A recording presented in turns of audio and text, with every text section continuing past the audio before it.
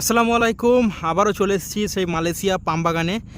তো আমার সামনে যেসব গাছগুলো দেখতেই পাচ্ছ ছোট গাছ, মানে ছোট পাম গাছের চারা। আর ওই দিকে যদি আমি তাকাই তাহলে ওটা হচ্ছে বড় পাহাড়।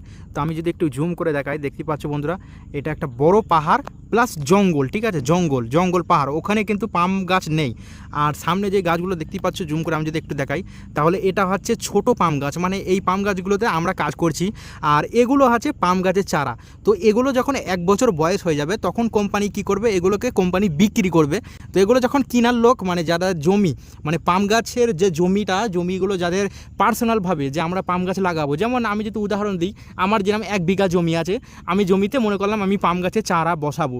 তো আমাদের যে কোম্পানিটা আছে এই কোম্পানি ঠিক এইভাবেই বিক্রি করে, ঠিক আছে। আমার যদি 1 বিঘা জমির পাম গাছ লাগে তাহলে আমার কোম্পানিতে এসে, ঠিক আছে, আমার কোম্পানিতে এসে যোগাযোগ করে এই পাম গাছের ছোটো ছোটো চারাগুলো কিনে নিয়ে গিয়ে তাদের জমিতে কি করবে, রোপণ করবে। আর রোপণ করলেই 3 বছর পর থেকে পাম ফল দিয়ে আরম্ভ করবে।